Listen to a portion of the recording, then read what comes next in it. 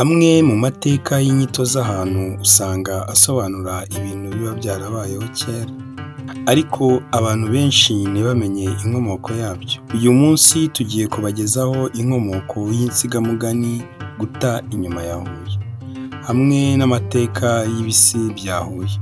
Ibisi bya Huye ni urwunge rw'imisozi miremire iherereye mu kagari ka Nyakagezi, umurenge wa Huye, akarere ka Huye, mu ntara y'Amajyepfo. Aho mvuga ni mu hahoze ari i Bwanamukari mu Rwanda rwo hambere, mbere yo kwigarurirwa n'uru Rwanda.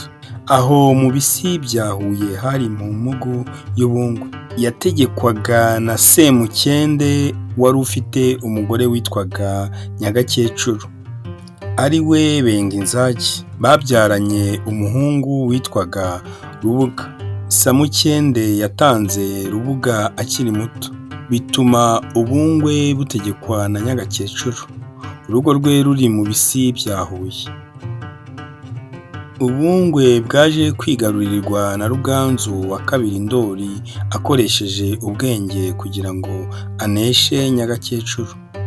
Uretse ingabo zamurindaga, Nyagakecuru ngo yari afite urugo ruzengurutswe n'ibitovu, ibisura, iminyonza n'iminyinya, ndetse akagira ngo n'inzoka y'uruziramire yahashyaga abashatse kumutera. Ruganzu rero yararebye asanga atamurwanya akoresheje ingabo uko bisanzwe, ahubwo amuhenda ubwenge amugabira ihene.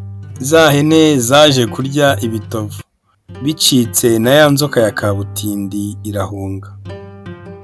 Nyagakecuru yasigaye atakirinzwe bikomeye nk'uko byari bisanzwe.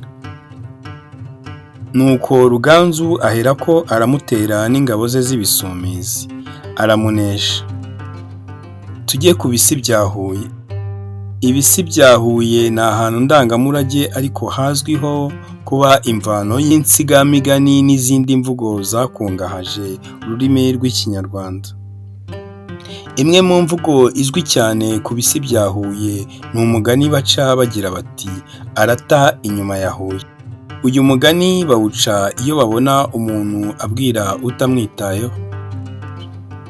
Wakomotse ku ngaruzwamuheto y'Umurundi ivukana na Nyarwaya rwa Mazimaka ahagana mu mwaka w'1700. Umwami Yuhi wa gatatu Mazimaka yashaka gutera Umurundi witwaga Rusengo.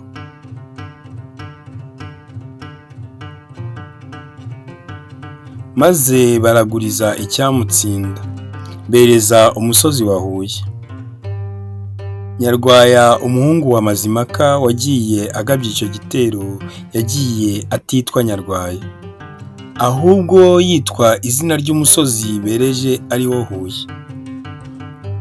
Umurundi ingabo za Nyarwaya zari zaranyaze i Burundi mu gitero cyaherukaga, nawe yari yaratabaranye nabo, ndetse akagenda avugisha Nyarwaya, ariko undi akamwihorera. Nyuma amubajije impamvu amwihorera, undi amubwira ko atitwa Nyarwaya ahubwo yitwa Huye.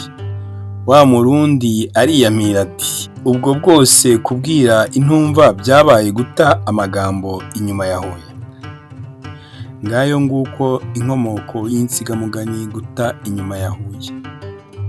Ngayo rero kubwira utumva aho byakomotse kugira aho babyita ngo ni guta inyuma ya Huye, kuko uri kubwira utakumva, uri kubwira utakwitayeho. Ngayo nguko guta inyuma ya Huye, aho iyo mvugo yakomotse. Murakarama, murakagira Imana.